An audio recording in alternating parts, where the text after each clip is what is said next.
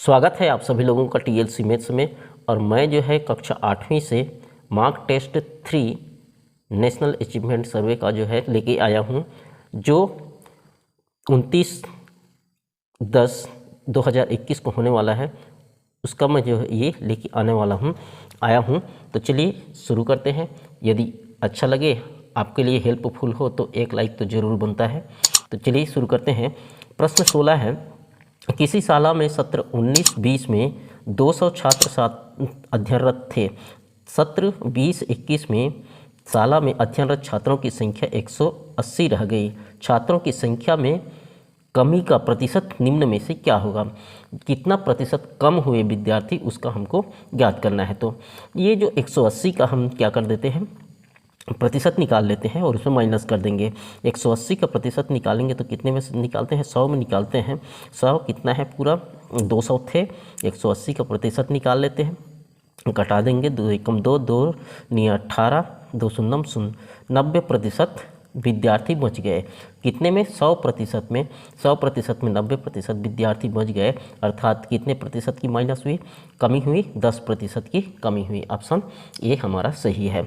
17वां number का प्रश्न है। 17 नंबर का प्रश्न, 3, 6, 9 तथा 15 से विभाजित होने वाली सबसे छोटी पूर्ण वर्ग संख्या क्या है? देखिए, 3 से तो जाएगा, लेकिन 6 से नहीं जाएगा। क्यों नहीं जाएगा? क्योंकि ये जो है 2 से नहीं जा रहा है, अर्थात 6 से भी नहीं जाएगा। तो अर्थात ये कट हो गया। ये 3 से भी जाएगा, 2 से भी जाएगा, 6 से भी जाएगा, और 9 से भी जाएगा, और 15 से भी जाएगा। ये भी जाएगा, और ये 3 से नहीं जाएगा, तो ये कट हो गया। लेकिन ये दोनों में देखिए, ये 2 से भी जाएगा क्योंकि इकाई में सम संख्या है। 3 से भी जाएगा क्योंकि ये इसका योग 9 हो रहा है। तो ये 6 से भी जाएगा, 9 से भी जा रहा है देखिए, और 15 से भी जाएगा। 15 चक्के 90, और 15 शून्य शून्य, ये भी 15 से भी जाएगा। तो ये दोनों जाएगा, लेकिन ये पूर्ण वर्ग संख्या नहीं है, ये पूर्ण वर्ग संख्या है। इसलिए ये ऑप्शन जो है सही है। 18 नंबर का प्रश्न देखिए, दी गई संख्या रेखा पर ए का मान ज्ञात। क्या होगा? ए का मान क्या होगा? ये दोनों के बीच की संख्या जो है ए का मान होगा। तो दोनों के बीच की संख्या हम निकाल लेते हैं। 1/7 धन 2/7, 1/7 धन 2/7 को हम 2 से भाग दे देंगे तो उनकी बीच की संख्या निकल जाएगा। ज्ञात कर देते हैं इसको। 2 और 1 3 हो जाएगा। 3/7 भागित 2, 2/1 को भी परिमेय संख्या के रूप में लिख लेते हैं, हो जाएगा। तो इसको हम क्या कर देंगे? 3/7 गुणा, भाग को गुणा में परिवर्तित कर देंगे, और ये जो है क्या हो जाता है, उसका व्युत्क्रम हो जाता है, उसका उल्टा हो जाएगा। 2/1 जो है 1/2 हो जाएगा। तो क्या हो जाएगा? ये 3/14 होगा। ऑप्शन हमारा डी इसका सही है।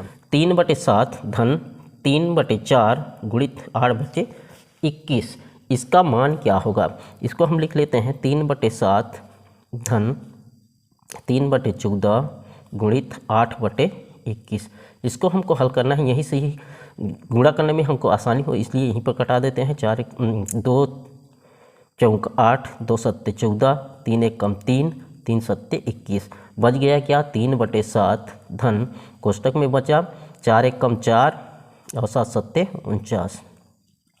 अब इसका हम योग कर देंगे।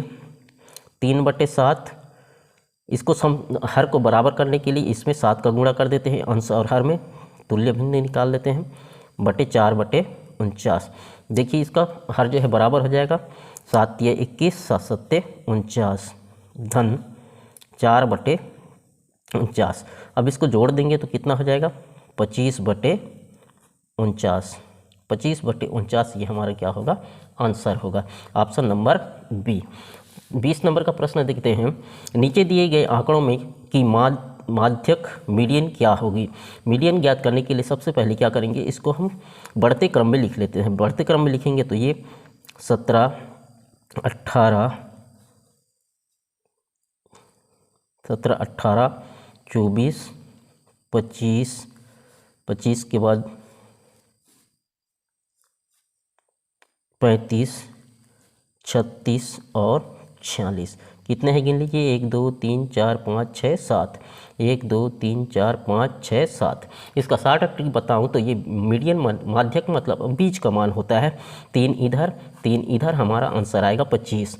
करके देखते हैं। इसका सूत्र होता है n+1 अपॉन 2 वहाँ पद का मान, वहाँ पद का मान। n कितने हैं 7, 7 धन 1/2 अर्थात 8/2 अर्थात चौथा पद का मान, वहाँ पद का मान। चौथा पद देखिए 1 2 3 4, चौथा पद कौन आया 25 आया, अर्थात ऑप्शन डी हमारा राइट आंसर होगा। माइकल के पास, अगला प्रश्न है, माइकल के पास कुछ कंचे हैं जिनकी संख्या रवि के कंचों की संख्या के 5 गुने से 10 कम है। यदि रवि के पास x कंचे हैं तो माइकल के कंचों की संख्या को निम्न में से किस प्रकार प्रदर्शित किया जा सकता है। रवि के पास x है तो माइकल के पास कितना है 5 गुना, x का 5 गुना, x का 5 गुना क्या हो जाएगा 5x, लेकिन 5 गुने से कितने कम है 10 कम है, ऋण 10 कर देंगे, ये हमारा क्या होगा राइट आंसर होगा, अर्थात ऑप्शन सी जो है हमारा सही है। नीचे दी गई आकृति में से PQRS तथा QRST एक ही आधार पर SR पर दो समांतर चतुर्भुज हैं। यदि QR लंब है QS पर तो कोण QTR की माप कितनी होगी। ये जो है ये QSRT ये एक चतुर्भुज हो गया और यहाँ से ये जो है PQRS एक चतुर्भुज है। दोनों जो है क्या है समांतर चतुर्भुज हैं और इसका आधार जो है ये बराबर है। यदि जो है QR, ये QR जो है QS पर, इस पर लंब है, QR ये QS पर लंब है, तो हमें इस कोण की मान पूछा गया है। यहाँ पर देखिए इस कोण की मान 30 है तो इस कोण की मान भी कितना होगा 30 होगा, हमारा राइट आंसर 30 होगा। अगला प्रश्न, किसी शाला की प्रार्थना सभा में 1296 विद्यार्थी इस प्रकार खड़े हैं कि प्रत्येक पंक्ति में उतने ही विद्यार्थी हैं जितनी पंक्तियां हैं, तो प्रत्येक पंक्ति में कितने विद्यार्थी हैं। तो इसका हमें क्या करना पड़ेगा वर्ग निकालना पड़ेगा। 1296 का वर्ग निकाल दीजिए, 2 छक्के 12, 2 चौक 8, 2 अट्ठे 16 और 2 तिया 6, 2 दूने 4, 2 चौक 8, 2 से फिर जाएगा, 2 एक कम 2, 2 छक्के 12, 2 दूने 4, फिर 2 से जाएगा, 2 अट्ठे 16 और 2 एक कम 2, ये 2 से नहीं जाएगा, 3 से 9 से जाएगा, 9 निया 81, 9 एक कम 9, गुणा कर दीजिए 2 गुणित 2 गुणित 2 गुणित 2 गुणित 9 गुणित 9, जोड़ी बना दीजिए एक एक का, 2 गुणित 2 गुणित 9, 2 दूने 4 और 9 चौक 36, ये 36 हमारा क्या होगा राइट आंसर होगा, ऑप्शन नंबर बी। अगला प्रश्न देखते हैं, एक आयत का क्षेत्रफल x का वर्ग धन 9x धन 20 है। यदि इसकी चौड़ाई x धन 4 है तो इसकी लंबाई ज्ञात करना पड़ेगा। लंबाई ज्ञात करने के लिए क्या होता है, आयत का क्षेत्रफल बराबर होता है क्षेत्रफल बराबर लंबाई गुणित चौड़ाई। लंबाई गुणित चौड़ाई, हमें चौड़ाई दिया गया है कितना x धन 4 और लंबाई हम इसमें से एक ले लेते हैं, कोई सा भी इसको लेके देखते हैं, x धन 5। दोनों का गुणा करने से यदि हमारा इतना वैल्यू आ जाता है x का वर्ग 9x धन 20 तो हमारा आंसर सही होगा।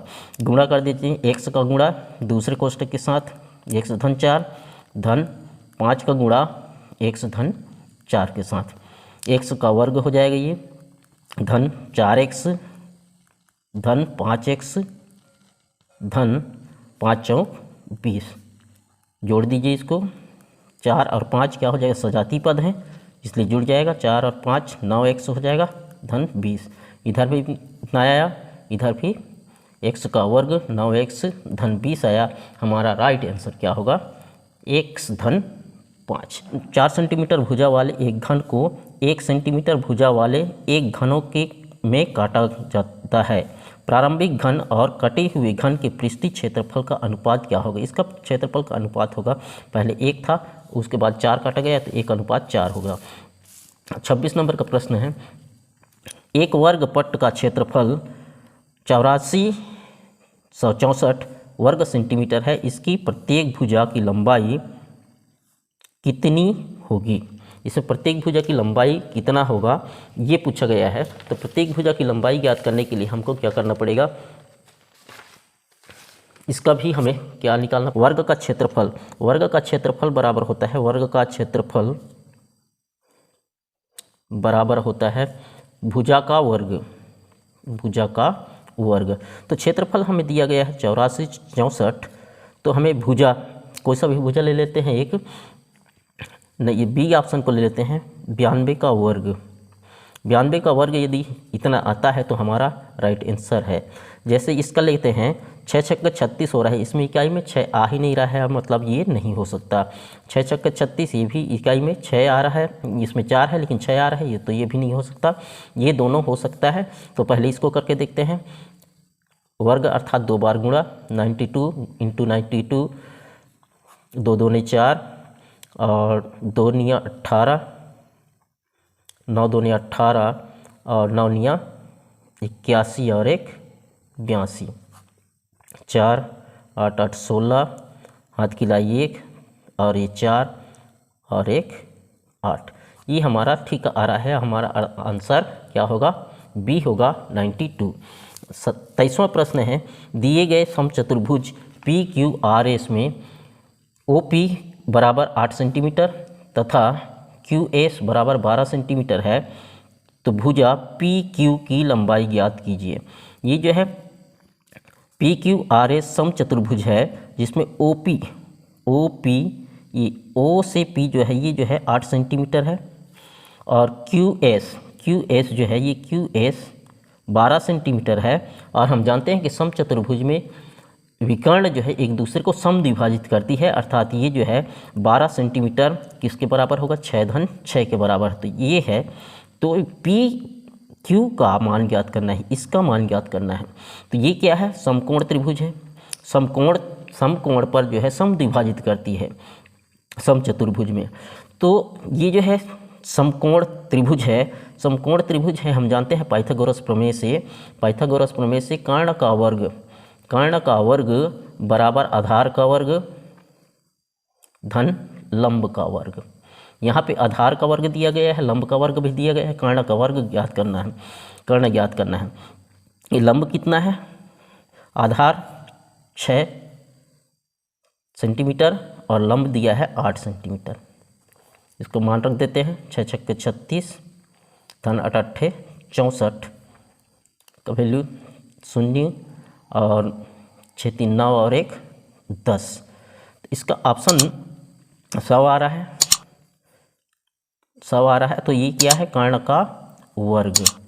तो कर्ण बराबर क्या हो जाएगा, कर्ण बराबर हो जाएगा वर्ग 100 वर्गमूल 10 100, अर्थात क्या हो जाएगा, कर्ण बराबर 10। 100 का वर्गमूल कितना आएगा, 10 हमारा राइट आंसर होगा, ऑप्शन बी। क्या करेंगे, तो उपरोक्त पाई चार्ट अनुसार कौन सा कथन सत्य है, कौन सा कथन सत्य है बोल रहा है। ये जो है दर्शाया गया है कौन किसका है, मनोरंजन के लिए, ज्ञानप्रद के लिए, समाचार के लिए और खेल के लिए।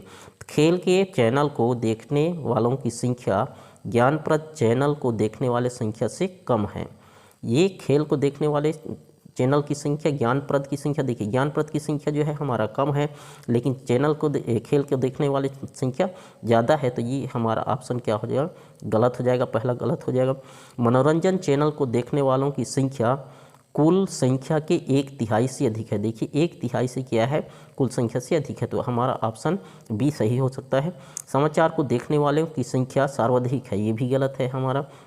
और मनोरंजन चैनल को देखने वालों की संख्या कुल संख्या के आधे से अधिक है, तो आधे से अधिक भी नहीं है, अर्थात हमारा आंसर क्या है, राइट आंसर ऑप्शन। नीचे दिए गए दंड आलेख में विभिन्न महीनों की बिजली की खपत प्रदर्शित करता है। न्यूनतम खपत और अधिकतम खपत बिजली वाले महीनों कौन से हैं।